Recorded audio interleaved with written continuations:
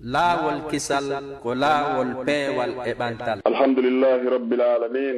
summa salatu wassalamu ala man bu'itha rahmatan lil alamin nabiyina muhammad ibn abdullahi wa ala ahlihi wa ashabihi wa man tabi'ahum bi ihsanin ila yawmiddin wa sallama tasliman kaseera. amma ba'd. assalamu alaykum wa rahmatullahi wa barakatuhu. musidɓe julɓe tedduɓe wonɓe heɗitade en ko laawol kisal ɓaawo yettude allah subhanahu wa taala on allajo waɗɗo ko haana yettirede yettuɗo hoore muɗum foduɗo se yetti o ɓeyda e nemaji makko ɗin e dow meɗen sen dulli e ronki yettude hara e lette makko ɗen kanko allah subhanahu wa taala on no satti o wi wa in ta'uddu ni'matallahi la tuhsuha. o wi si on fuɗɗike on konti on wawata huɓintinde nemaji ɗi mi waɗani on ɗin. ɓawɗum duwande nelaɗo sallllahu alayhi wa sallam on nelaɗo neliraɗo saabu yurmede wonande nde tagore ɓe yettini ko ɓe nela kon fof hay hunde ala ko nelaɗon acci si wona ɓe yettini e hoore laaɓal reedu. en torki allah yo allah ɓeydu yurmede e teddungal e maɓɓe kamɓe e ɓeygureji maɓɓe kala jokkitiɗo laawol ngol ɓe wonnongol ha ila yawmil qiyama. allah hara koye ɓe yimɓe ɗon jeeyaɗen amin. ɓawɗum hara men salmini on salminago islam, salminago addengol giggol e wowodiral hakkudeji julɓe ɓen. wona nelaɗon wasiyorno noon saaba ɓen yoɓe sakutugol hakkudeji maɓɓe si ɓe sakitingol ɓe yiɗidiray ɓe huwodira ɓe welda. min salmini on nokku kala ko wonɗon e nokku kala no fewdorɗon onon e ɓeygureji moɗon. haray ko saɗi moɗon ko tooli ko radio meɗen laawol kisal hande kadi e o juma ɗoɗen kadi haray ɗo andirɗon noon no wowiri noon siɗi sayiji ɗo hewti haray ɗe wondi e ceernoɓe meɗen tedduɓe ɓe no wallito en faamina en diina meɗen kanko anduɗen e ko en anda. wono allah wiiri noon fa zakkir fa inna zicra tanfa'ul mu'minin. andintin belajo ko andintinɗa kon nafay gondimɓe ɓen. hara en toriki allah subhanahu wa taala e allahu lanɗo reenu karamakoɓe meɗen ɓen fof o aynaɓe. haray hande kadi hiɗe wondi e karamakoɓe meɗen tedduɓe ɓe tawata haysi en iyaariɓe kono en nani inde maɓɓe. ko ɓuri kon ɗuɗude kadi no yiide ɓe hande ko réseau sociaux ji ɗo woni cheikh abdallah diallo hafisahullahu taala wa ra'ahum wontiran ɓen sengo belgique. haray ɓen fof annduɗen wakkilaniɓen daraniɓen datti ɓe no feññina fii ka diina allah ɗo. en tori allah yo allah yoɓɓe ko golleji maɓɓe moƴƴi. ñande wonki nafata e jawdi nafata ɓiɗɗo nafata si wona on arduɗo ko allah e wonki hisuki ki tawta ki sirkanari allah ki hawtirtanari allah hay e hunde ki waɗanari golle ɗe tawata nelaɗo gollari ɓaawo makko e tawde makko fof e hara ko tawata ko golle wiyeteɗe biɗa. haray hande kadi ɓe suɓani en ɗo toɓɓere mawde toɓɓere labade ɓa sayi kala e ko fewndini. haray ɗo gandi fewnɗo kadi ko fi hajju ngum fewndi. haray hande kadi hiɓe suɓani en ɗo ɗen mawdu fi hajju. ɗen toro allah kala fokkutuɓen yo allahu lan ɗon newnanɓe feere seenagol ngol. faalaɓe yahude ɓe heɓari feere yo allahu lan ɗon okkorɓe feere. maroɓe feere ɓe tawata allah yiltari wonkiji maɓɓe ɗin e yiɗugol ɗum ɗon kadi fi yahugol ton yo allahu lan ɗon yiltu wonkiji maɓɓe ɗin yahuɓɓen fof yo allah jaɓanɓe o newnanaɓe feere kadi yiltitagol. amin ya allah. ɓe wiya inna alhamdulillah نحمده ونستعينه ونستغفره ونستهديه ونعوذ بالله تعالى من شرور أنفسنا ومن سيئات أعمالنا إنه من يهده الله فلا مضل له ومن يضلل فلا هادي له وأشهد أن لا إله إلا الله وحده لا شريك له وأشهد أن محمدا عبده ورسوله. الحمد لله على نعمة الإسلام وكفى بها من نعمة.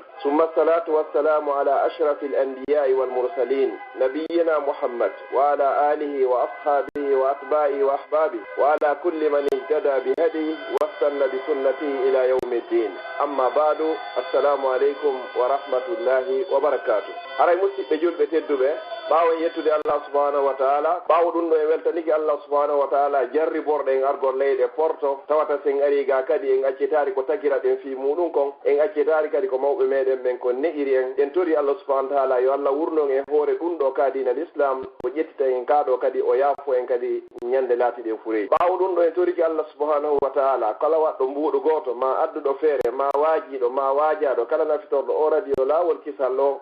kala ka wawi wonde adna fu yo allah ittanmo andeji makko adna yankuji o mallamo yawmal qiyama ñande tawata jawdi e ɓiɗɗo wata nafude. ɓaawo ɗum ɗo no woodi mawduji ɓuuri ko yewtete kono fewnɗo ko wonɗen koye lebbi hajju ɗin haray ko hanuɗe yewtugol ko fii ko yowdiri e hajju. haray no ñaawore hajju en foppo hiɗen en andi ɗum ko hajjo woni tugalal jowa ɓangal e tugali l'islam e filla yegon toon ko hajjo woni tugalal nayaɓal e tugali l'islam haray nelaaɗo sallllahu alayhi wa sallam kadi kamɓe kadi ɓe hajji sahaba ɓen kadi hajjidi e maɓɓe nelaaɗo hajji nde wootere wiyeteɗo hajjatul wada ɓe waɗi noon umra laabiji 4 fillayeji goo ɓeyni ɓe waɗi umra nde laabiji 6 yo allah newnan ɓe hajjiyaade ɓen fof no ɓe hajjiroya fokkito ɓen kadi yo allahu newnu hajjoyno ɓen yo allah taw allah jaɓaniɓe haray si ɗum noon feƴƴi en yewtay ɓure seeɗa ko yowndiri e fii hajjo ko andintingol tun fi honno li kulli makanu maqal nokku fof nokku no woodi ko haana yewtede fewndo ɗon kon fewndo ɗo ko yewteten ko fii hajju hande ko ɓure muɗum ɗen woni ko yewteten inchallah e vidéo ji arayɗi ɗin en yewtay ko honno umra waɗirte yewten kadi ko honno kadi hajjirte kono hande ko yewteten toon ko fii ɓure hajju neɗɗo mo hajjoyaari o yo anndu himo haani hajjoygol si tawi himo jogii feere haray noon allah daaliga deftere makko inna awwala baytin wudi'a linnas lallazi bi bakka mubaraka wa hudan lil alamin fihi ayatun bayyinat maqamu ibrahim wa man dakhalahu kana amina walillahi ala nnasi hijjul bayti man istata'a ilayhi sabila wa man kafara fa inna allaha ghaniyyun 'anil alamin ila akhir al ayat allah de farli do tage fo ngon fu wonde ma hajjoygol ka suudu allah do kadi kala o heɓuɗo feere kan noon sali hajjoygol haray allah kadi ko galo yondiniɗo e ɓen noon kadi haray musidɓe julɓe tedduɓe hajjugol ko nema jiyaɗi e nemaji l'islam allah no neminira ɗum kala on mo yiɗi yo allah waɗu en e ɓen ɗon amma hajju ɓe inni wo hajju on ko wajibun wondude umra on kono noon ko nde wotere pette e nder gurdam on tiguiɗan nde wotere pette hajju on woni wajibe ko wambono woni ko hajju waɗɗi ko muslimun hara ko julɗo balihun a hellifaɗo aqilin jogiiɗo hakkil hurrun hara ko dimo kadi mustatihun hara ko taganaɗo hino ɗo sartiji 5 si ɗiɗo timmi haray hajji o waɗɗike bani adama julɗo hajji waɗɗaki kefeero hellifaɗo hajji waɗɗaki payku himo hajja noon jogiiɗo hakkil hajji waɗɗaki feetuɗo dimo hajji waɗɗaki maccuɗo mustatiin jogiiɗo feere hajji waɗɗaki kadi mo mara feere ɗum ɗo woni sartiji ɗin fi yo hajji waɗɗike ma joni noon an musidɗo julɗo tedduɗo ndaari si tawi a timmini ɗi sartiji ɗo sa timmini ɗi sartiji ɗo a saliki hajjoygol ne laaɗo sallllahu alayhi wa sallam ɓe maaki nokgoɓe inni ko seydina oumar yewti ɓe inni wo kala timminɗo ɗum ɗo o sali hajjoygol wosimo faala yo maayu ko alyahudajo simo faala yo maayu kadi ko annasarajo wa ma hum bi muslimin ɓeɗo haraynaɓe julɓe adden ɗo hadiseji tati ma seeɗa e ɓure ko woni e fii hajju ne laaɗo sallllahu alayhi wa sallam ɓe maaki hadis mo fillani en ɗon abdoullahi ibnu oumar radiallahu anhu wi wo alghazi fi sabilillah walhaj walmutamiru wafdullahi da'ahum fa ajabu wa sa'aluhu fa atahum wo neɗɗo wonɓe wadde jihaade fi sabilillah e neɗɗo yawɗo waɗoygol hajju e neɗɗo yawɗo waɗoygol umra wo ɓeeɗo ko hoɓɓe allah ko allah subahanahu wa taala woni ko noddiɓe ɓeeɗo kadi ɓe nooti kadi noddando allah subahanahu wa taala ɓe tori allah allah won kadi jonniɓe kadi ko ɓe tori kon kadi subhanallah a woni koɗo allah sa koɗike allah haray allah subahanahu wa taala ko teddinayɗoma ko ɗum si weyini goɗɗo so juuli julde jamma ka juulirde sa juuloy julde jamma ka juulirde allah jaɓiranayi o waktu moɗon on sabu so tawi imamo hara ɓernde makko nden ko aade hulowo allah si tawi no hara on noon kadi o feewa no gasa onon juuluɓe fof no woodi toon hulowo allah allah ƴettirana o sabu on noon si tawi noon onon ɗon fof kadi hara ɓerɗe ɗe laaɓa kulol allah ala allah jaɓiranayi on waktu moɗon on ko juulɗon kon sabu ko moɓodirɗon ka suudu allah tottuɗon farilla allah joni noon ɗo neɗɗo yewɗo waɗoygol hajju e waɗoyɗo umra wo ko wafdullah wo ɓeeɗo ko hoɓɓe allah ko fedde allah ni ko groupe allah on ni ɓeeɗo ko allah woni ko ɓe noddi ɓe e ɗengal annabi ibrahima alayhi salam ɓe nooti noddalu ɗum ɓe tori allah kadi jonni ɓe kadi ko ɓe tori kon kadi ɗum ɗo ko ɓural gotal ni ne laaɗo sallallah alih w sallam ɓe maaki kadi hadis mo fillani e ɗum abdourahman bun sahru dawsi ɗum ko aba hurayra radiyallahu anhu qala wi wo sami'tu rasulallahi sallallahu alayhi wa sallam wo minaniri ɗi noppi an ɗo nelaɗo sallallahu alayhi wa sallam hiɓe maka man hajja lillahi azza wa jalla kala o hajjiroyɗo fi allah ɗo ɓe précise moƴƴa man hajja lillah kala on hajjiroyɗo hara ko fi allah har naya ino goreɗam men fo o hajjoyi naya ino jama o fof feɗiɗam heeɗi jawdi mi hajjoyaari har naya hajjoy fiyo ɓe inno ala hajji maɓe ɓe inne hajja hara ko hajjiroyɗa ko lillah a heeɗi feere nden sartiji ɗi nga timminiɗi fiya ittu o farilla ɗo e hoorema hara ko fi allah subahana wa taala farli e hoorema ko ɗum wonɗa e hajjiroyde ɓeyni o falam yarfus walam yafsuk haraja min zunubihi ka yawmi waladatu ummo wo a yaltay e bakkatuji kala ko waɗu noɗa laaɓira e bakkatu wono ñande yumma ma wonno ko jibinnoma subhanallah bakkatu ko rondiɗa kon fof kala bakkatu ko rondiɗa sa hajjiri fi allah a waɗa toon fusugu a waɗari jeeno e penale e ñowgol e wujjugol e jattugol siga ɗin fusugu e isiyan fof wara laaɓiri e bakkatu wono ñande yumma ma jibinnoma yo allah laɓɓingen e bakkatuji meɗen jani e tosoki suuɗiɗi e feeñuɗi ɗi annduɗen fiimu en annda fiimu ɗiɗi tati nelaɗo sallallahu alayhi wa sallam e maaki wo taabiu bayna al hajji wal umra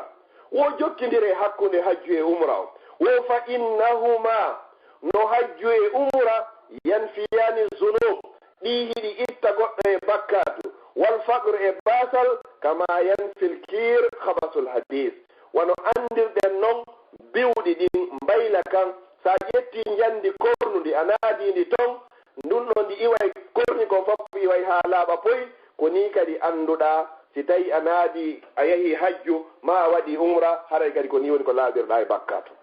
nelaɗo sallallahu alayhi wa sallam ɓe maaki wa laysa lil hajjati l mabrura sawabun aw jazaun illa al janna hajju jaɓaɗo mara joddi hay e hunde sina ko ko wiyete aljanna yo allah okka hajjoynoɓe saatiɓe hajjoygol fokkituɓe foppo yo allah okkuɓe o jannatul firdawsi laala si ɗum ɗo feƴƴi nelaɗo sallllahu alayhi wa sallam ɓe maaki ñande goo ɓe maakuno allah subahana wa taala o ngadu farada aleykum ol hajju fa hajju aw fa hujju o allah farli e dow moɗon nde hajjoygol o yehe hajjo fa qala rajulum on say goto e sahabaɓe mo yimmi o dari wini a fi kulli ami ya rasulallah ene ko hitande be woni ko allah farli e dow amen hajju sakkata nelaɗon sallllahu alih w sallam ɓe deƴƴi ɓe jaɓakimo hatta qalaha salasan ha o maki ɗum ɗo o fillini ene ko hitande ɓe ene ko hitande ɓe ene ko hitande ɓe ha timmin laaɓi tati summa qala nabi sallllahu alayhi wa sallam law qultu na'am la wajabat wala mastatatum simi innino hi ko hitande ɓe allah waɗɗinayno ɗum ɗon e dow moɗon hara on taganaka hande kadi summa qala on senilaɗo sa sallam maki zaruni ma taraktukum fa innama ahlaka man kana qablakum kasratu su'alihim wa ikhtilafuhum ala anbiya'ihim wo terteɗan kala komi terti on kala komi accimi wawɗari haray terte ɗon ande dey ko halkuno ɓen adiɓe lan ɓen adiɓe on ko woqila e qaala ɗuɗɗingol lande e lundodirgol kamɓe annabaɓe maɓɓe ɓen haray ko yen rento e ɗum ɗon nelaɗo sallllahu alayhi wa sallam e maaki ɗum ɗo ɓe maaki fa iza amartukum bi amrin sin yamiri on goɗɗum fa'atu minhu mastatatum waɗe yeru ko heɓa toon feere kom amma iza nahaytukum an shay'in fada'uhu simi haɗi noon hunde haray terte nden hunde ɗon fop watan waɗu hay hunde e mayre amma ko yamira ɗo yo waɗu kon ko moƴƴi waɗe yeru ko heɓa toon feere kon inchallah si ɗum ɗo feƴƴi musidɓe julɓe tedduɓe ɓure hajju ko yewtuɗe woye wata lannude ka be koye jettu tun seeɗa ndi leydi wiyetendi makka ko ndi leydi allah subahana wa taala on ɓuri yiɗude nelaɗo sallah sallam maki hurmatu makka ɗum ko baladullahi lharam ko adi kon to allah subahana wa taala darni e nder makka baytullahi lharam ɗiɗi o yetti annabaɓe makko ɓurɓe teddude e annabaɓe ɗum ko annabi ibrahima annabi ismail o inni yoɓe laɓɓi ndu suudu wonande ɓe wangotoɓe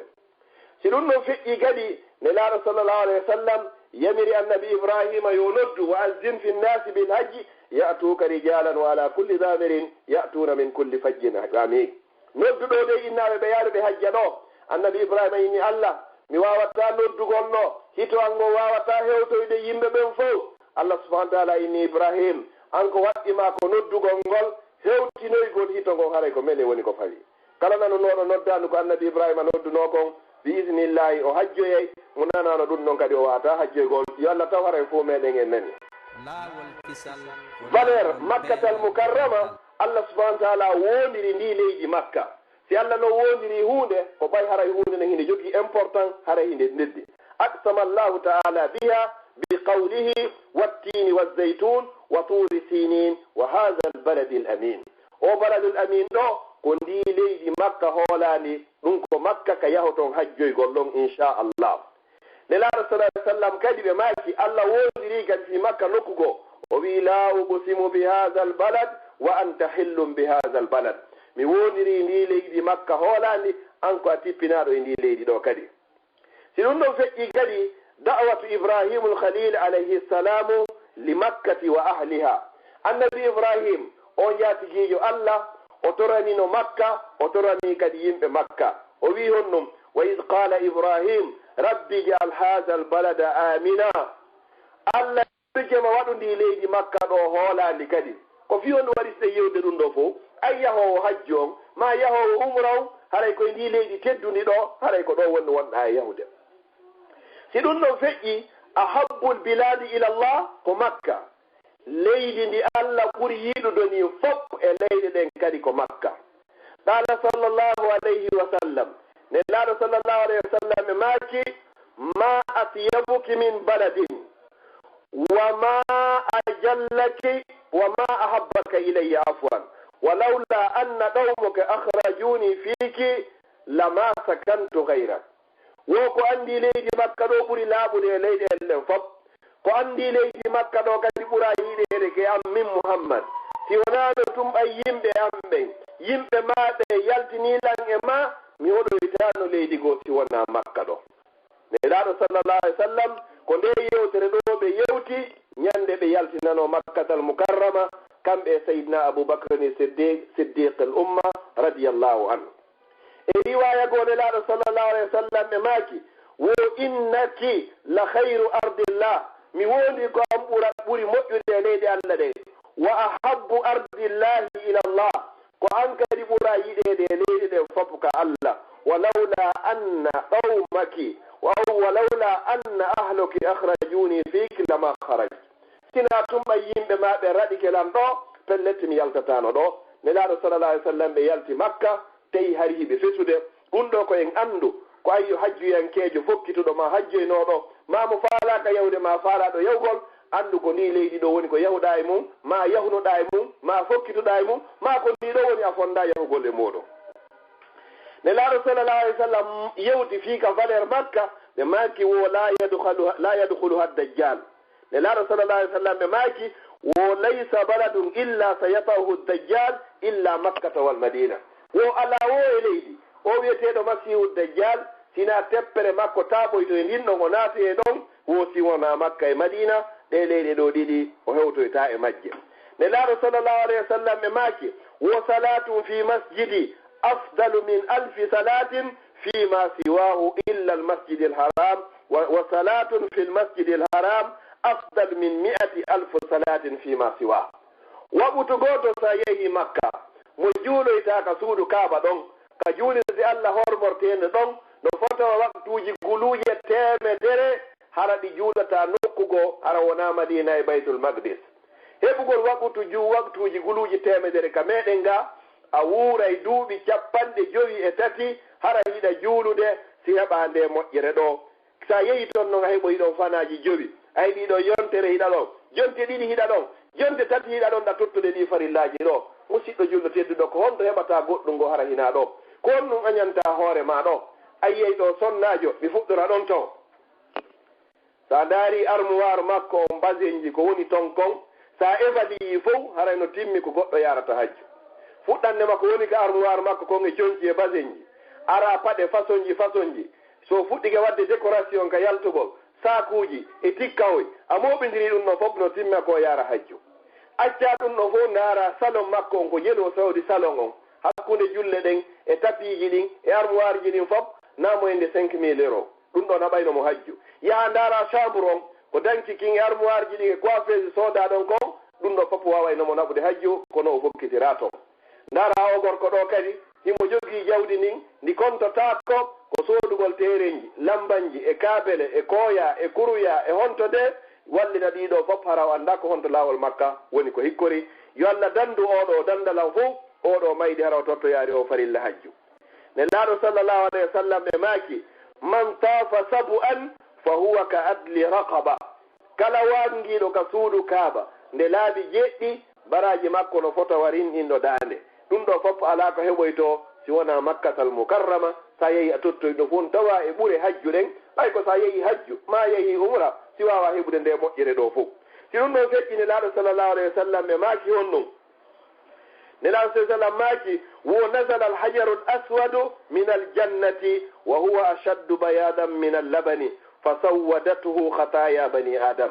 haray hunde wotere kadi hino iwi ka aljanna tippinana en ka leydi ga ɗum ko nde hayre ɓaleere. nelaaɗo sallallahu alayhi wa sallam maaki wo ko ittande ka aljanna fewno ɗo tippinte ka leydi ga hari hinde rawni ɓuri ɓiraaɗan ko ɓawlini nde hayre ha nde hinna hajarul aswad hayre ɓaleere ko bakkatuji bani adam. nelaaɗo sallallahu alayhi wa sallam ɓe maaki noon wo alhajarul aswadu nde hayre ɓaleere yashhadu yawma alqiyamati liman istalamahu bi haqqin, nde seedi tanoyto kala on lunniɗo nde ma kala o memuɗo nde hara ko memirɗa nde hara ko li wajhillah. nde seedi tanoyto ma kaarijo lunnikelan ma kaarijo memilan hara ko sabu Allah woni ko waɗirɗa na a yahirarɗo fiya inde ala hajji. musidɓe julɓe tedduɓe no tawa e ɓure hajji ko heɓata kon andi ko wiyete kon ma u zamzam.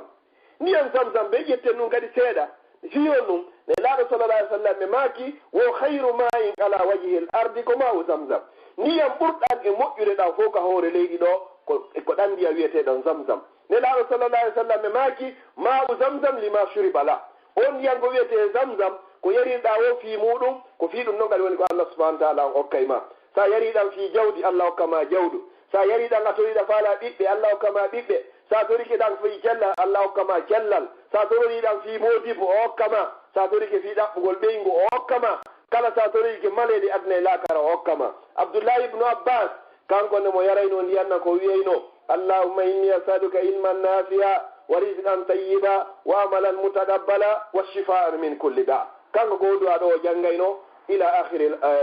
akhiri du'a. an kadi noon si tawi no woodi moƴƴere ko o falla sa torori ɗum no kadi haray fa biha wa nima. nelaaɗo sallallahu alayhi wa sallam maaki wo ma'u zamzam aynun min uyunil janna, wo ɗan ndiyam zamzam ko weendu jeyandu e weenduji aljanna, ko toon no woni ko ɗan tubbi. sa yari ɗon kadi a yari ndiyam ñiwɗan ka aljanna, a yari e weendu tubbundu ka aljanna. musidɗo julɗo tedduɗo wata añan ɗum ɗo hoorema ɗum ɗo fof kay ko honto iwata ko sa ƴetti jawdi ma ndi a fokkiti makkatal mukarrama. goɗɗo ko maapiɗo kono heɓira terrain ka darna, no maapiɗo fii no heɓira otowal, no maapiɗo fii no ñawnora suudu riba ko harmi, kono o maapakiɗo ko honno tottiroyta o farilla wonɗo e hoore makko. musidɓe julɓe tedduɗo ta wonu añanɗo wonu yiɗuɗo hoore ma yiɗanɗo julɓe ɓen fof ko yiɗani hoore ma kon. nelaaɗo sallallahu alayhi wa sallam e maaki e ɓure ko wiyete kon fii makka. nelaaɗo sallallahu alayhi wa sallam e maaki wo ana awwalu man tanshaqqu anhu l ardu summa aboubacrin summa oumar, wo ko min leydi nin adoto seekanoyaade yawmal qiyama fii yaltugol. simi immike ko mbo hikkoto ɗon ko aboubacar, ko mbo hikkoto ɗon ko seydna oumar, summa aati ahlul baqi, on say surranoɓen baqi ɗum ko madinatul munawwara ɓen hikko ɗon kadi fa yuhsharuna ma'i ɓen ɗon ɓe moɓiɗo yo nelaaɗo sallallahu alayhi wa sallam, summa antaziru ahlu makka, on say min kan noon mi habbo ɓe yimɓe wara mayɓe makka surraɓe makka hatta uhsharo bayna alharamain, ha on say mi moɓidoye ɓeɗo fof hakkude haramuji ɗin ɗiɗi ɗum ko haramul makki e haramul badani. musidɗo jillo tedduɗo sa yehi ɗo makka wondude e ɓernde laaɓude a toriki Allah subhanahu wa taala o jaabinima, si tawi Allah ƴettitima ɗo ko an e ɓeɗo aɗa to immotoyade yawmal qiyama. musidɗo jillo tedduɗo kon ɗum heɓoyta kadi e nder makka na ɗum ɗo tun ko wiyete arafa. aduna Allah fo wala jogiiɗo arafa si wona makka. a heeɓi arafa o sa yehi toon ndaare ɓuure arafa neɗɗo hooruɗo on ñalande arafa hara a yahaari arafa an wonɗo ga a yahaari hajju hoora ñalande arafa Allah yaafotoma bakkatuuji ɗi waɗɗa e nder duuɓi ɗiɗi, hitande wotere feƴƴunde e hitande wotere aroore. ɗum ɗo ko wonande mo yahaari on amma no yahudo ngono ko honno heɓoyta jente ko nelaɗo sallallah alih w sallam maki ɓe ni o yawmu arafa yawmul itqi min annar ñalande arafa ko ñalande rinɗingol jama on e natugol yiite jahannama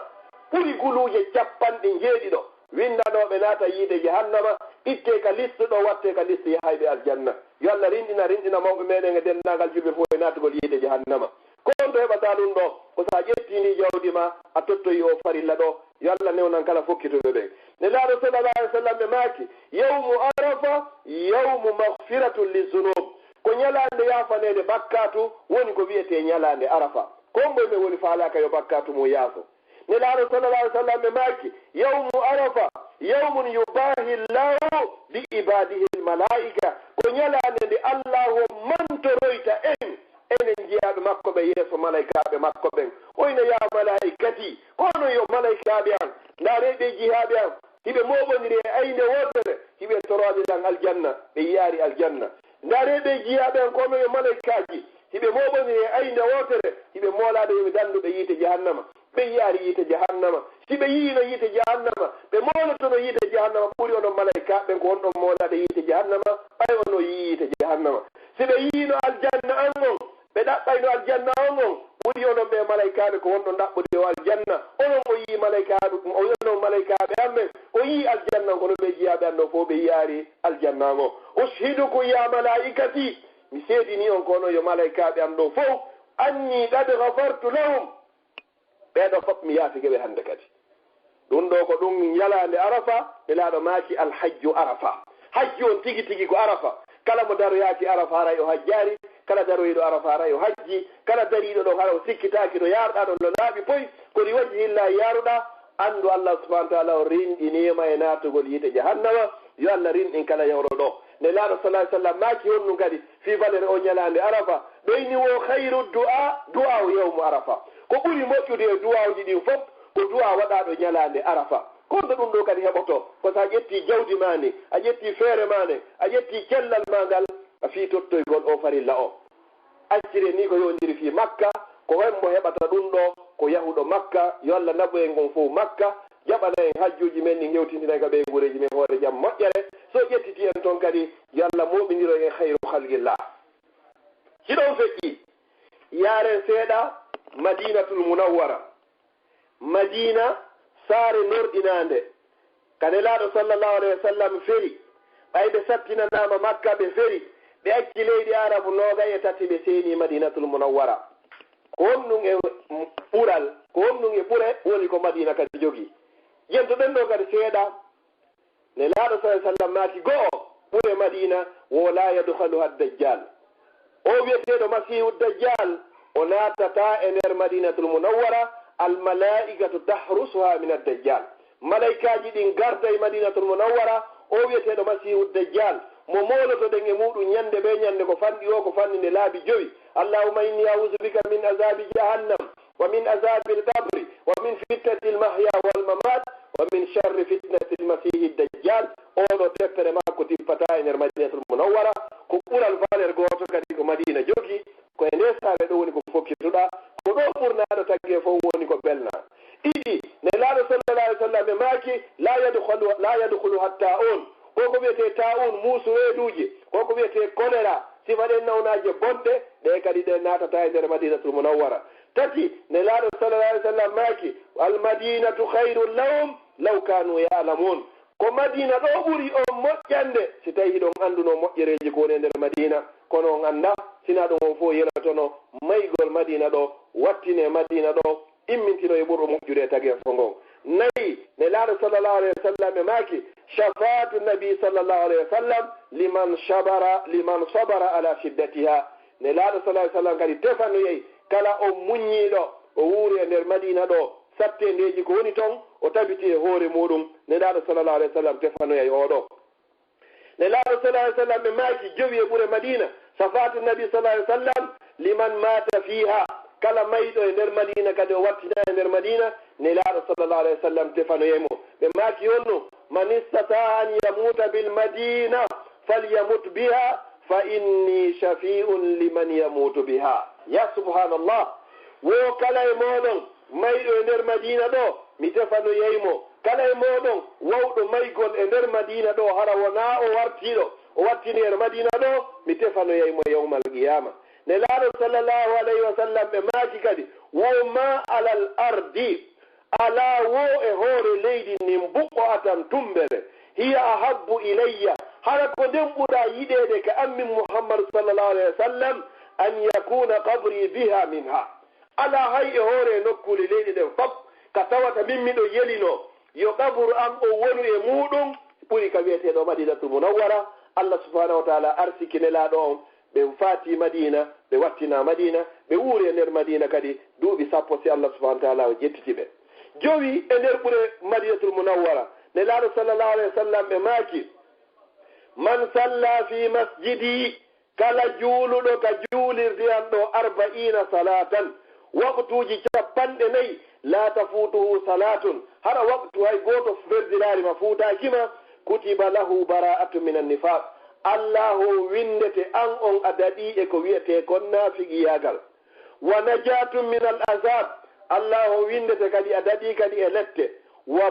buri'a min annifaq allah dandama kadi ko wiyete naafigiyagal yo allah dandan ko danda on kala ko wiyete naafigiyagal hadith rawahu ahmadu fil musnadi wa rijaluhu sigat imamu ahmad no filli oɗo ka musnadu makko wo haray worɓe filliɓe hadis o fof kadi haray ko hoolaɓe sa yeeɗino waktuji 40 andu haray allah subahana wa taala on dandima piiji 4 gogo o dandima yiite jahannama haray kadi a daɗi ko immorde e lette a daɗi kadi immorde e yiite jahannama yo allah dandan dando ɓuure madinatul munawwara ne laaɗo sallallah alih w sallam e maaki salatun fi masjidi hayrun min alfi salat waɓutu gooto mo juuluɗa ka juulirde nde laaɗo sallallahu alayhi wa sallam hino ɓuri e moƴƴude ɓuri waktuji wuluure hara wona ka juulirde nde laaɗo sallallahu alayhi wa sallam siko makka to ko wiwɗen nanen kon ko waktuji guluuje 100 amma si tawi ko madina ko waktuji wuluure makka to no waktuji guluuji 100 goɗɗo juulay ga 53 ans duuɓi 53 hiɗa juulude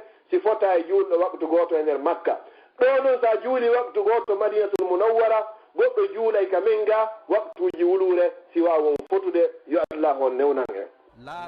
e laaɗo sallah alih sallam maaki e ɓure madinatul munawwara ma bayna bayti wa mimbari rawdatun min riyadil janna hino hakkunde suudu an on e mimbaru an on weendu jeyandu e weenduji aljanna sa juuli ɗon haray a juuli e weendu woturu jeyandu e weenduji aljanna sa juuli ɗon no fota so tawi hara ka nder aljanna woni ko juuluɗa ne laaɗo sallllahu alayhi wa sallam ɓe maaki wa mimbari ala hawdi haray mimbaru an on ɗo kadi kaka hoore weendu kawsara ka hoore weendu a woni ko woni haray kala noon yaroyɗo ka weendu ne laaɗo sallllahu alayhi wa sallam la yasma'u ba'daha abada a ɗonɗatake ɓaawo ɗum noon pooma hannde kadi yo allah o yarnoy yen ka weendu ne laaɗo weendu kawsara ka sooke o maɓɓe ñaamoyo hara en ɗonɗatake pooma ya rabbal alamin si ɗum ɗon feƴƴi ne laaɗo sallllahu alayhi wa sallam ɓe maaki wo mimbari ala tur'atin min tura'il janna ɓe maaki kadi wo mimbar an on himo e hoore dambugal gootal jeyangal e dambuɗe ɗen ka aljanna subhanallah ko on to heɓata ɗum ɗo kadi musidɗo julɗo tedduɗo ala ka heɓato sina sa yetti jawdi ma ni a yetti cellal ma ngal a yetti feere ma nde e fiira ma o e doole maɗen fof a sutike makkatal mukarrama e madinatul munawwara ne laaɗo sallllahu alayhi wa sallam ɓe maaki e ɓure kadi ko woni e nder madinatul munawwara ɓeyni o man salla salatan kala on juuluɗo waktu gooto fi masjidi quba e nde juulude wiyeteno masjid quba kana lahu ka ajri umra baraje ma no fota wastay ko waɗɗo umra timmuɗo masjidu quba ko nde juulire ɗo ne laaɗo sallllahu alayhi wa sallam adi darnude ɓayɓe iwi makka hiɓe seenade madinatul munawwara ado ɓe hewtoyde ko ndeɗo ɓe darnuno ka laawol ɓe darni ndeɗo ha gasi on say noon si tawi noon ɓe hewtoye madinatul munawwara ɓe darni noon juulirde maɓɓe nde musidɓe julɓe tedduɓe na ko ɗum ɗo tu woni madina la ƴetten nokkugo kadi albaqi ka wiyeteɗon baqi ɗe berɗe ɗo ɓuri sahabaɓe guluuje 10 hino surra e majje man mata bi ahdi lharamayni wo kala on mayɗo e gooto e ɗi horumji ɗo ɗiɗi makka ma madina wo bu'isa aminan yawma alqiyama a imminoyte yalawma alqiyama hara ko a hooliɗo fi honno nelaɗo sallllahu alayhi wa sallam ɓe tefanoyte نلاد صلى الله عليه وسلم ماكي يكون في جوار 10,000 من الصحابة الأبرار وسادة التابعين الأخيار كلمة إلى مدينة أو واتنا مدينة هري أوالك تكو بوري قلوج سبو صحابات ولد نوبي نلاد صلى الله عليه وسلم إقام من نلاد الله صلى الله عليه وسلم إقام نوبي الله سبحانه وتعالى وسادة التابعين إكوه بين أرنو بباو صحابات الأخيار بين سباب سوتا كدي نتواء بين سرى بين المدينة المنورة همبو أو يتيدو سعد بن زيد نتواء مأبي عبد الرحمن بن أوف نتواء مأبي عبد الله بن مسعود نتواء مأبي عبد الله بن أبي بكر نتواء مأبي أبي بن كعب نتواء مأبي أويس بن ثابت نتواء بين سرى ببقي دو كدي حسان بن ثابت o hassan joɗo ko ɗo wonno ɗonno yimanayno on nela sallam famen no yimugol na sifaɗiji men o ko ɗo waɗayno abiyatu shi'riya mantane laaɗo sallah alih sallam no tawa e maɓɓe sahabaɓe surraɓe ɗon aboul fadle no tawa e maɓɓe kadi hombo ɗatada oɗo ko sayyidu tabiin no tawa e maɓɓe kadi aba hurayratu abdourahmane bun sahru dawsi ɓurɗo e fillagol hadiseji ɗi kanko kay ko ɗo woni ko surra no tawa e maɓɓe kadi mariyatul qibtiya nene mariya jibinan noon o ɗon nelaɗo sallllahu alayhi wa sallam anne on no ibrahim alayhi salam omawo ibrahima radiallahu anhu égyptien jom oɗo kadi haɗay ko ɗo woni ko surra no tawa e maɓɓe kadi ummu ruman zawjatu aboubacrin tew wiyete ɗo ummu ruman ɓeygu sayidna aboubacrin siddiq wa gayri haulai ridwanullahi alayhim ajmain ɓeɗo ko seeɗaɓe to woni komi anditi ɗo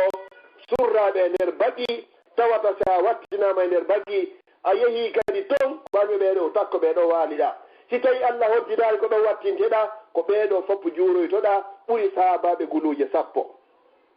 no tawa e maɓɓe kadi wattinaɓe ɗon ɓe kadi e ɓiɓɓe nelaɗo ɓen sallllahu alayhi wa sallam timi yejjitari assayidatu ummu kulsum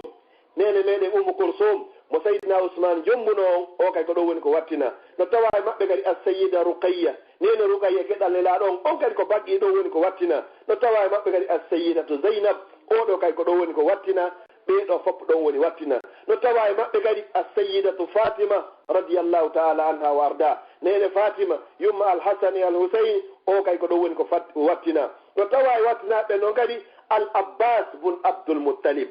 sayidna abbas oɗo kadi oɗo kay ko ɗo woni ko wattina no tawa e wattinaɓe alhasan bun ali o hasanan ɗo geɗal sayidna ali oɗo kay ko madina ɗo woni ko wattina kadi ɓeɗo foppo a juuroyteɓe no tawa e maɓɓe kadi zeynul abidina bun el husayn zeynul abidine mo annduɗen oɗo ko cuɗari rewayi ɓe allah ɓen oɗo kadi ko ɗo woni ko wattina no tawa e maɓɓe kadi wattinaɓe noon kadi mouhammadul bakir bun el abidine oɗo kadi ko ɗo woni ko wattina kadi no tawa e maɓɓe kadi patronji wattinaɓe ɗon jafaru sadiq oɗo kadi ko ɗo woni ko wattina yo allah moɓidiro en enen e ɓeɗo fof inchallahu yawma alqiyama eko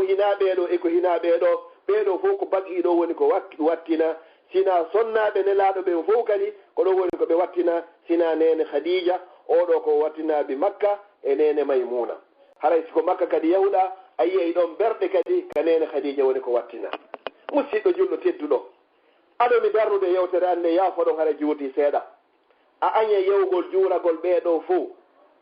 ɓe sahabaɓe tedduɓe ɗo fof a yelota ko yawgol makka e madina allah ƴettitama ɗon fiya immindino e ɓeɗo fof a yiɗa waalagol furema yo waalo yo gabru ma wonu takko ɓuuri sahabaɓe guluje 10 ɓe allah innuwo lagad radiallahu anil muminin allah yarlike ɓeɗo fof sahabaɓe sahabiyat ɓeɗo fof a yiɗa waalagol ɓeɗo a jooɗotoɗo ƴettugol jawdi sooda parcelle ji darda cuuɗi sooda otoje sooda rewɓe jomba rewɓe jeeɓo e ɓiɓɓe acca ɗum ɗo fof hiɗa anndi ko honno battane ma wonirta haɗi yiɗa hoorema yiɗugol hoorema ko ƴettugol ndi jawdi ma laaɓundi yaha makkatal mukarrama laaɓoya e ɗi bakkatuji ɗo musidɓe julɓe tedduɓe no tawa kadi e patron ji wattinaɓe baggi ɗo hombo imamu darul hijra malik ibnu anas radiallahu taala anhu wa arda imam malik mo annduɗen on ono ko jibina ko e nder madina o janɗi e nder madina o jangi e nder madina o janni e nder madina o wuuri e nder madina o faati e nder madina o wattina e nder madina baqiɗo oɗo o wuuri ɗon ha o faatike ɗon o wattaki paɗal e nder madinatul munawwara o ƴawaari e hoore ngeloba ka teddingol nelaɗo sallllahu alih wa sallam o inni hino satta e makko wattagol paɗal ka ɓanndu ɓurɗo moƴƴude e tagge fo ngon ubba e muɗum e nder leydi ya subhanallah sa yehi ɓeɗo foppo a tawa ɓe ɗo ɗo tawa e maɓɓe momi wolari nanen seydna ousmane bun affan alkhalifatu halis li rasulillah lontiɗo tammo on nelaɗo sallllahu alih wa sallam oɗo kadi ko ɗo woni ko wattina e ko hina ɓeɗo ɗo tawa kadi e wattinaɓe ɗon ousmane bun maz'un oɗo kadi ko ɗo woni ko wattina ɗo tawa e wattinaɓe ɗon ɓen kadi hombo sa'ad ibnu mu'az radiyallahu ta'ala anhu wa arda o wiyeteɗo sa'ad ɗo o natuno ka l'islam tawi mo mari duuɓi 30 o wuuri e nder l'islam duuɓi 6 pet o faati oɗo ñande o faatino ko nden ñande arsi Allah on dimbi sabu mayde sa'ad ibnu mu'az duuɓi 6 waɗi e nder l'islam a yeyi ɗo goɗɗo mo wuuri duuɓi 10 duuɓi 30 ma ko jibinaɗo l'islam sa landikemo ko honɗum waɗani l'islam ko honɗum ardinani hoore makko ko honɗum waɗani diina kan tawa hay alif goto o andamo o andinaari goɗɗo go oɗo e nder duuɓi 6 malayika guluuje 70 jokkuɗo fuu e Sa'd ibn Mu'az fi wattinoygol mo oɗo ɓa hewti taw maaya nelaaɗo sallllahu alayhi wa sallam Allah nullo Jibril yo yeeto nelaaɗo sallallahu alayhi wa sallam yo yahu o assista mayde Sa'd ibn Mu'az wuuruɗo e nder l'islam duuɓi 6 o naati ko duuɓi 30 o gollani l'islam e nder duuɓi 6 o faatori duuɓi 36 bandirawo tedduɗo musidɗo julɗo tedduɗo an kadi landi hoore ma maza qaddamtu li dinillah ene min kadi ko honɗum mi ardinani ka diina Allah ñande mi maayi hara ɗum ɗo pellet gollitirte ɓaawo am ñande mi maayi pellet ɗum ɗo taw yeynan ka qabru am ñande mi maayi golleji an ɗin fof darike ha luttay piiji 3 est ce que min kadi mi ardinani hoore am hande ni kala hadis o fellay sa inni o se koye Bukhari o wiwi haray timmi hande kadi sa wi ko Muslim o timmi hande kadi sa wi ko Riyadu Salihin haray o timmi o selli ɓeɗo fof ardinani e hoore muɗum amma anta aw anti an o gorko an o suddiɗo an kadi ko honɗum waɗanɗa hoorema ko honɗum waɗanɗa ka diina Allah no innuma wa ma khalaqtu ljinna wal insa illa liyabudun mi tagirarima dey an o bandirawo mi tagirarima an o duhiɗo sina ha si wawa rewgu Allah subhanahu wa ta'ala maza qaddamta li dinik maza qaddamta li yawmin taskhasu fihi al absar ko honɗum ardinanɗa hoorema ñande tawata gite purndi loto dariɗa yeeso Allah subhanahu wa ta'ala hiɗa waɗude controlndi nelaɗo sallallahu alaihi wa sallam e maaki wa in minkum illa sayukallimuhu rabbu ala hay goto e moɗon sina o yewtiɗo e joom makko yawmal qiyama so landikema joni a wuuri duuɓi 30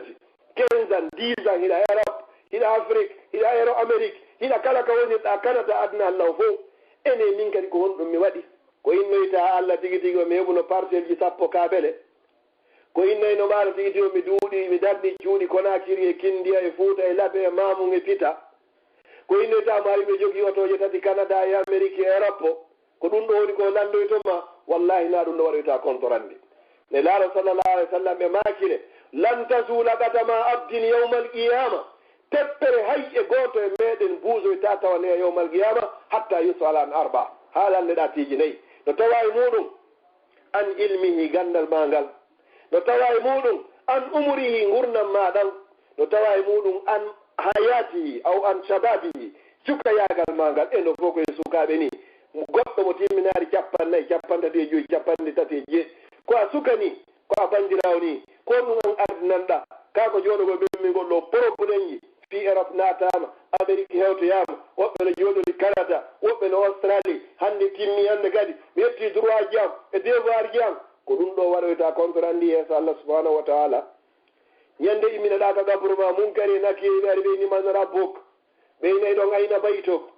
si ɓe immini aɓe inni ma dinok ɓe landoto ko ayna fulusak ko fi jawdi ma ɓe landoto wallahi nande gabruɗi noon fo waɗa hay hunde ala ko yowodiri fi aduna min wo awwo kala wo kadi e landitoyde ɗum ɗo a waɗoye contrandi laaɓuɗo pos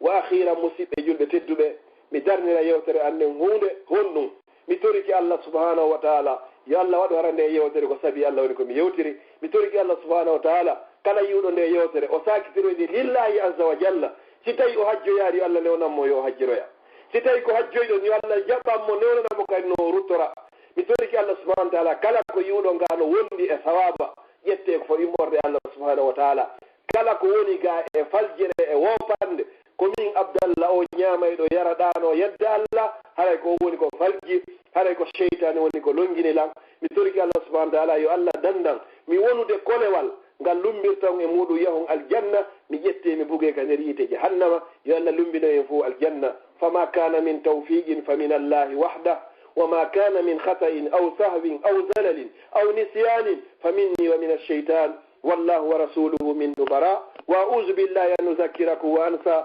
وأعوذ بالله أن أكون جسرا تعبرون به إلى الجنة وأوزف في نار جهنم musidɓe julɓe tedduɓe e weltanike Allah tawnɗo en o kiikire e weltanike mawɓe meɗen jibiɓe e nder l'islam andini e l'islam mi toriki Allah kala mo mawɗo mum faati toriki Allah yo Allah taw haraymo ko aljanna kala mo mawɗo mum lutti e hoore gurnan yo Allah pooɗu balɗe maɓɓe moƴƴina battane maɓɓe enen sukaɓe kadi yo Allah okku en gurnan juutuɗam hara ko waɗaɗam barki kala ka goɗɗo nawni e hoore aduna Allah o fof julɗo yo Allah okkumo cellal kala ka goɗɗo mari jawdi e hoore aduna e julɓe fof yo Allah ɓeydanmo waɗa barki ɓe maraɓen kadi yo Allah okkorɓe kala jogiiɗo ande ka ɓeygure mum yo Allah ittanmo kala jogiiɗo sohla yo Allah on ittanmo kala toñaɗo yo Allah jonituma gonga makko yo Allah foolin dina l'islam yo Allah luɓu keferankaku ngun wassalamu aleykum wa rahmatullahi wa barakatuh. Wa aleykum assalam wa rahmatullahi wa barakatuh. Ustad Abdallah barakallahu fikum jazakumullahu khairan yallahu lan ɗon yoɓon ɗum ɗo ko joddi man dakke mo moƴƴe yawma la yanfa'u malu wala banun illa man atallaha bi qalbin salim o waɗana yimɓe heɗitiɓen fof kadi ɓenɓe Allah manti fi muɗum ko deftere makko teddunde o wi si ɓe nani konngol ɓe ƴette ko ɓuri ko moƴƴude ɓe gollitira hara o waɗari en eɓe yimɓe ɓe o kambani o wi si ɓe nani no jange dow maɓɓe ayeji Allah ɗen ɓe wiya qala satirul awwalin ɗum ɗo ko tindi aranɓe haray on weltanama fota fota e haray jama on kadi jarnama e heɗitagol ngol e bembunno o ɗi sayiji ɗo fof haray jama on no nder ga moƴƴa jama on hino weltana hino jarna ede weltano e membre ɓe ɓen ko équipe technique fof kadi ɗum woni gila e hajja fatmata ñippi hay Alpha Oumar e Mouhammad Aliou haray ɗe gandintina jama on kadi haray ko live oustad Abdallah wonno ko page meɗen lawol kisal ko Facebook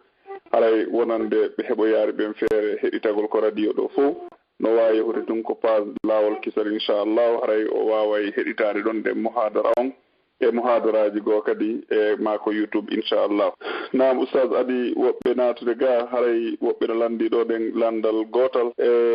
ɓe wi ko bandiraɓe goo wonno heɗitaɗe ɗo ɗe muhadara moɗon haray ɓe nani e nder muhadara on ton no wodi du'a ko goɗɗo du'oto si tawi himo nawni e ɗum woni duhiɗo si tawi hara e gorgu ngun no mari Allah haray no wodi du'a ko on tigi du'oto fi no Allah moƴƴoro e maɓɓe ɓe heɓa jiidi haray ko on du'a ɗon ɗen ɓe humpa si tawi hara e ɗo wawi ɓe wallitagol fi muɗum e mastayi ɗon wawi fuɗɗitanagol ɓe on bayano ɗon kadi haray noon ɓen tigi to heɗiti en ga haray so tawi ɗo wawi jabade du'a on ɗo mastayi waɗino en temgo kadi fi muɗum ko hikkiti ɗon inchallah fuɗino wawa gasugol e muɗum haray noon e na du'a goto hiɗi yeehi du'awuji wona tati kañum e lekkele ko ƴettete miɗo yiɗi haray joni inchallah si tawi ko kamɓe toni ko hatojine muɗum haray yoɓe noddan e janggo naɓanaɓe ɗi vocal ma mi yetoɓe deftere ko honto ɓe ƴettoyta si tawi noon hara ko jamma o fof woni ko hato jini e wawi wadde programme mi fillito yewtere nden kono noon haray kadi Oumar en ɓe waɗi nonde ka YouTube haray himo toon kadi donc haray ko ɓurani ɓe o inchallah ɓeɗo ɓe daari ɓe yaari kono gasi probléme ala joni ɓe nodda e on mi jonnaɓe numéro moɗon on ɓa haray tan on no raɓɓiɗi ko hikkiti ɗon haray ko woɓɓe goo kadi landiɗo musidɓe meɗen wo haray ko honɗum woni ñawore e neɗɗo mo tawata hara o yeddi Allah ko ɗuuɗi kono o heɓi feere joni noon yohugol hajju o jeeyayi ɗin yeddugol makko Allah haray mo ma jogiti haqqeji yimɓe hara haqqeji ɗin wona wono ñamade hara ko wono pottingol wono yette baɓe no gerdata noon hara o wawata yiltitade ɓeɗo fuu hare ko honɗum woni ñawore on ɗon so heeɓi feere yuhugol hajju himo faala tottoyde hajju makko on wiyama ko ɓe on tigi jonnita yimɓe ɓen haqqiji maɓɓe ɗin si wawa tottoyde hajju makko ngon hare ko ɗoni landal ngal si feƴƴiɗo hara mi watti micro ngi juuɗe hajji en inchallah si tawi no woodi landema so tawi woɓɓe no woodi ɗo wonɓe présenté inchallah. Assalamu aleykum wa rahmatullah. Wa aleykum salam wa rahmatullahi wa barakatuh. Haray ko andi ko to men salmini jama on fof to inchallah en torki Allah yalla hawrindine sawaba karaɓɓinɗingol landal ngal ɗon no woodi ko karama koɓe wi woɓɓe ni ko hadis haqqullahi yufa wa haqqul ibadi la yufa haqqeji Allah ɗi ko waɗanɗama kon fof Allah yaforo laɓɓina poyi amma no ko waɗɗa jiyaɓe kon haray ko jiyaɓe woni ko yafantoma ɗo ko fottagol karama koɓe goɓe inni si tawi goɗɗo o hajjoyi ɓaynela sallam e maaki tun o mo hajji o laaɓiray e bakkatu wona ñande yumma makko jibinimo wo hara hedde haqqeji jamma o no tawa ɗon Allah no wawi yaafade wonon ko honno yaforta o ƴette Allah ka o mari toon ka magasin ji makko o yoɓita ɓe joga hinɗaɓe o fap hara ko maako hay hunde memaka no woɓɓe goo ɓe yaari ɗo ɓeeɗa ɓeyniɗa haray hannde kadi golle maɗen ko golluɗa kon moƴƴi ɗin fof ko peesoyteɗi bonɗi ɗin kadi fof hannde kadi ko peesoyteɗi Allah inni fa amma man saqulat mawasinu wa amma man khaffat mawasinu si tawi peesi ɗin jiccoyi ko ɗum ɗo si tawi kadi hara ko bonɗi ɗi woni ko jiccoyi haray kadi ko ɗum ɗo karama koɓe goo ko ɗo oya haray ko honɗum minata musidɗo on haray fi himo jogiti bakkatuji wata ɗum haɗumo hannde kadi salo o yahugol makka hara yo yahu makka o tuuba o toro Allah subhanahu wa taala yo Allah hon yaafomo e bawɗi Allah subhanahu wa taala hawnaki ko Allah hon yaafimo yo Allah hawtiden fo meɗen yaafo en haray mi sakkitora honɗum Allah no inni ka deftere makko qul ya ibadiya allazina asrafu ala anfusihim kono yo jiyaɓe an fantimɓe bonki e wonkiji muɗum la tagnatu min rahmatillah wata on taƴo yurmede Allah nden dey inna la yaghfiru zunuba jamia Allah ko yaafotoɗo bakkatuji ɗin fof innahu huwal ghafuru rahim kanko woni yaafotoɗo yurmeteɗo haray ala e bani adama o jogaki bakkatu ono nela sallam makiri noon kullu ibnu adama hatta bani adama fof ko faljeyɗu ko ɓuuri moƴƴude faljeɓe ɓe fof ko ɓe tuuba ɓe rutto o woɓidiri en kadi foppo kadi o innari kefere o yo tuubu o innari julɗo o yo tuubu ko inni wa tuubu ila llahi jami'an ayyuhal mu'minun ko on noon yo gomɗinɓe ɓen ko onon tigi woni ko tuubata fi hon ɗon la'allakum tuflihun bela jo kadi onon Allah subhanahu wa ta'ala ono malna o yo Allah malna e malnamo yaafo e fof wallahu ta'ala ala wa alam. Naam si hajja no takkoɗo ara micro wattama e solte maɓɓe inchallah jenipi naam assalamu aleykum rahmatullahi wa barakatuh sago wa aleykum salam wa barakatuh na ala to haji o yafire ɓi alhamdulillah kono nene zara e pay koye koɓe fof ɓe jam alhamdulillah mo jam yedde Allah on toon oy chagul alhamdulillah alhamdulillah o jarama yo Allah barka moɗo yo Allah yoɓon ko remude amina fo meɗen inchallah naam ɓay noon ɗo ko 30 makkuɗo leero yoni men ɗa ɗo si mi udditana e goto tumma ɗiɗo joni ƴetten ɗon ɗiɗi haray inchallahu min tippoki tan min juulagueje ɗen inchallahu awa si Allah jaɓi inchallah eyi naam assalamu aleykum ɓe natiri ɓe ɗo makateɓe Diallo Italie assalamu aleykum waleykum salam wa rahmatullahi wa barakatuh assalamu aleykum oustaz waleykum salam wa rahmatullahi wa barakatuh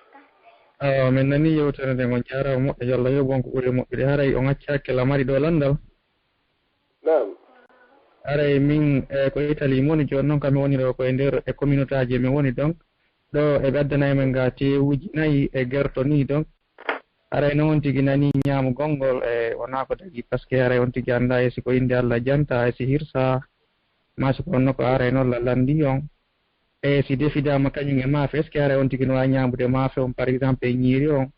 ti o ŋacca ɗon kaare ɓe ono ɗon e kala ka tewo memi haray on tigi duwaka ñamude haray sellata ɗon haray hannde kadi ko tewu on woni ko woni maafe on hannde kadi ko maafe woni ko tewu on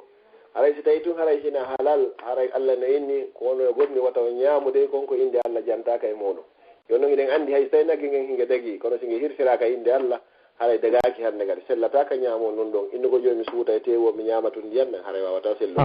haray noon no woodi sika in centre ji haray buye meɗe waɗi sifa muɗum no woodi ko ɓe dakon végétarien ton hara joni ko liƴƴi hara on te ñaamata ɗum noon haray no dagi donc haton jinaɓe hirsede amma tewu on haray yo honti woɗɗito haray ko ɗum noon ɓuri e moƴƴude wallahu alam. Assalamu aleykum, on jarama abou oustad. aleykum salam tullahi. on jarama joni mi udditade mi udditani ɓe maketeɓe dalanda. Assalamu aleykum ɓe maketeɓe dalanda. Assalamu aleykum. ala jaɓade mi udditana hikkiɓe ɓen ɗon. namu nene dalanda ɗo nande lan. ok ɓe mak natirɓe ɗo mak Ali Diallo. Assalamu aleykum. Waleykum salam wa rahmatullahi wa barakatuh. On jarama de hajjente nala toon. Jarama alfalew nala toon. Yettoɗo abouy alhamdulillah aray min hiwrike on ɗon min hiwrike mamour ɓe lawol kisal ɓen fof min hiwrike ɗon kadi Oustad Abdallah Brixel. ɓe nani inchallah Sadio. waleykum salam Oustad nala toon ino e jaam. Yettoɗo Allah boyi Oustad alhamdulillah tan ala toon ɗo jan toon. ko jam to minen jam onon toon kono ɓutti seeɗa. Yettude Allah boyi alhamdulillah min fof meɗen e jaam haray mi weltani on moƴƴa mi weltanike on moƴƴa hari ko yette baɓe mi woni hollude ɗo ko honno ɓe natirta yette baɓe goo no binde amen ɗo ari meɗen holludeɓe kono ɗo joomi ɗo tamɗiniɓe faami joni minen haray na landal min mari ko weltanagol on ɗum moƴƴa ɓeyda on felsitude moƴƴa felsita lawol kisal e yimɓe lawol kisal ɓen fof yallah ɓeyduɓe naɓirande lawol kisal yesso wallahi aray jama on no weltori moƴƴa o fait ɗo kadi yimɓe hannde kadi buyma wayno andude prochainement Allah wondi ɗo e woɓɓe lan hollude ɓe kono na hirte fiyoɓe faamu ɓayi kamɓe kadi hewtika téléphone ji maɓɓe kono comme hannde ko vendredi mi holliɓe ɗo no natirte no haɗa vraiment ɗo weltina moƴƴa ko Allah ɓeyde moƴƴinande programme ji ɗin ko juste fi ɗum ɗon tun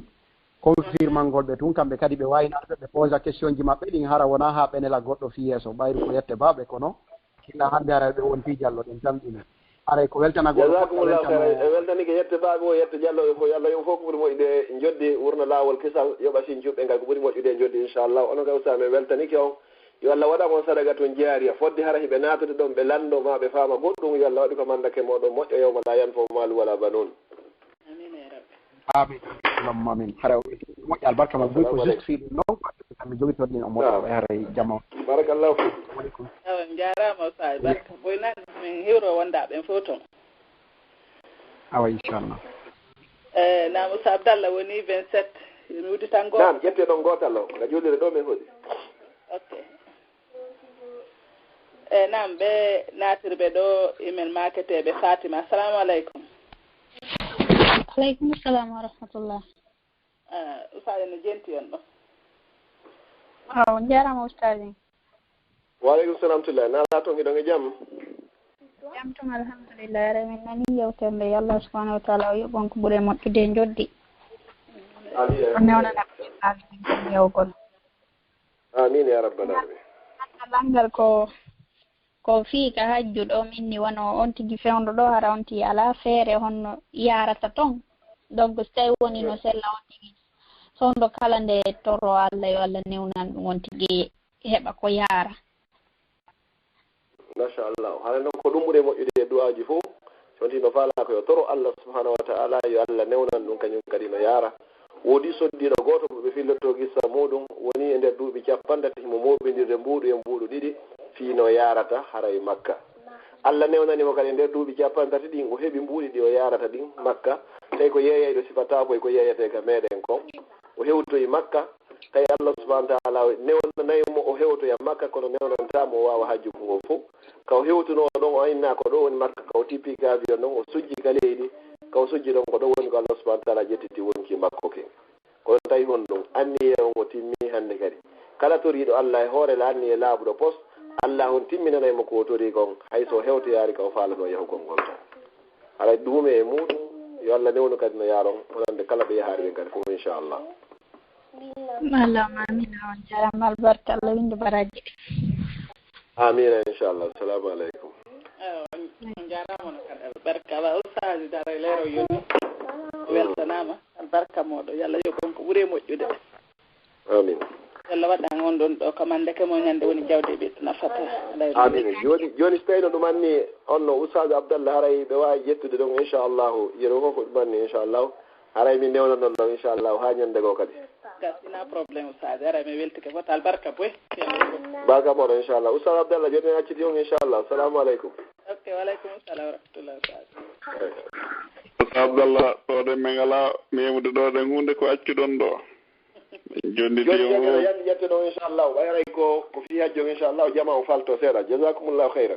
barakallahu fikum assalamu aleykum inchallah ɗoɗen haray jama o fof weltanama ɓaaray hajjeno makude taw haray miɗo faala tun andintinden ɗo haray nene gotoɓe tedduɓe haray wakkiloɗen ɗe lande konde landade hara si landal ngal on tigui landike ngal karamokoɓe hara nayo eto o haɓɓito ko be o heɓa karamokoɓe daginanayɓe mo konko o faala ɗon ɗen haray koyen andutu wonde koko ɓe woni jaabade en ɗo fof Allah landitoy to on tigi yawmal qiyamati ko honto ƴetti ɗum ko honto tippuno koye dalil hombo e hombo e hombo o woni ko o tippi si o jaabi ngal landal ɗo Allah landitoto jeeyaɗo on foppet muɗum haray noon wota on tigi haɓɓito o landoto ɓe karamokoɓe ɗo ha o heɓa karamokojo mo hawrodirta wawo mo daginande konko Allah harmini ma harminanomo konko Allah dagini haray koye reeno e ɗum ɗo moƴƴa ma landagol lande go'o tawa ko woni landoragol ko fii tun andugol ittiri karamokojo on haray ɗum ɗo fof ko ella e ellaji molanaɗi haray koye rento e muɗum fota haray jama on noon hino weltana hino jarna miɗo wasiyo hoore an wasiyo en fof ɓeydugol wakkilagol ɓatto karamokoɓe ɓen kadi janga haray ko saɗi moɗon ko tooli ko duɗal meɗen ko sonnaɓe ɓen ko saɗi moɗon ko tooli ko duɗal meɗen ko duhiɓɓen ko saɗi moɗon ko tooli kadi e kala ko leydi ko on tigui woni yo ɓatto karamoko ɓen o janga ko gandal ngal tun ittata basal haray ko ɗum ɗo tun woni kadi ko ittata goɗɗo e majjere haray janne en hoore meɗen janne en ɓeyngureji ɗin anditen do hande ko aduna on fewndi ɗo goto mara hujja yeeso Allah wiya o ko ɗum ɗo haɗi mi rewa Allah hay e goto Allah weetini aduna on o waɗi fii wota o lettu yimɓe ɓen ko ɗum ɗo waɗiri ɗi piiji ɗo ɓa Allah kanko yurmene makko nden no mawni haray o waɗi defte ɗen fof e haalaji ɗin fof o waɗi karamokoɓe darotoɓe wallito e haalaji ɗin fof kala haala ko on tigi nanata ma kala leydi ko on tigi woni haray no woodi wawayɓe mo wallitade e fii no famira diina makko kan haray ɓattoɗen karamokoɓe jangen haray wonari yimɓe landotoɓe tun enen kadi wonen jabantoɓe hoore meɗen lande goo ko wonkiji on tigi sennidira ko harmi kon sennidira ko daggi kon sennidira ko yiɗa kon sennidira ko aña kon haray ko ɗum ɗo wonno komi faala andintinde jama on haray jama on fof hino weltana hino du'ana batte golleji moɗon ɗin yo Allah anditan on ɓuri ko menen men woni anditande on kon yo Allah yoɓu on ha o arsiken en fof natugol aljanna wa salllahumma wa sallim wa barik ala nabiyina muhammad wa akhiru da'wan alhamdulillah rabbil alamin assalamu aleykum wa rahmatullahi wa barakatuhu. Naam, wa aleykum assalam wa rahmatullahi wa barakatuhu. Ustaz Abdallah moɗo noon kadi on jarama o weltanama barka moɗo yo Allah yoɓon ko ɓuuri moƴƴude haray en weltanike dendagal jentiɓe radio lawol kisalɓe en haray ɗen weltade ɓe ko kala ko ɓe woniri wonɓe jentade en ɓen ka radio ɗo wonɓe jentade en ɓen ka Facebook direct wonɓe ka jentitoyade ka YouTube ji ka groupe uji meɗen ɓe aray en arisirayna ɓen toon kadi haray soɓe fof no weltana fota en torki Allah subahanahu wa taala on yo hawtodira en fopp meɗen ka jannatul firdawsil a'la yo Allah hisin en no innitirɗen noon oɗo radio meɗen e nde ɗo mojobere meɗen haray Allah subahanahu wa taala yurme en o hisina en fof o hisina mawɓe men ɓen o hisina mudiɓɓe ɓen e sonnaɓe ɓen o hisina ɓiɓɓe ɓen kadi yo Allah subahanahu wa taala on e ɓeydan en ɓuttuka leydi meɗen itta oɗo sonja yo Allah subahanahu wa taala on sansan en ɓerɓe ɓeɗo laamiɓe ɓe yurme population men on ɓe fonnaɓe fof si tawi ɓe fonnataɓe yo Allah subahanahu wa taala on pottimɓe adda kala fonnowo population on wunowo saabu e yurmegol population on ɓe yiwa e oɗo soñja saabu no aray ɓittende molanade no kamen haray tawi wejjutu du'anagol leydi men ndin hara en huɗali lamɓe ɓen en huɗali leydi ndin saabu no si en huuɗi lamɓe ɓen haray ko enen yata talla lakkere ɗum ɗon nden e haray oti yo andutu ko Allah lammini oti ɗon wota o huɗumo par ce que ɓen wonɓe laamade ɗon ɓen hino mari moyenji maɓɓe ko lendi sofiyoɓe ala andude ɗum kamɓe heɓe jogii cuuɗi maɓɓe e mbuuɗi maɓɓe otoje maɓɓe climatiseur e cuuɗi maɓɓe climatisade ko ɓe yahata woko hélicoptére woni ɓe naɓude haray ko an miski noon woni soñdiade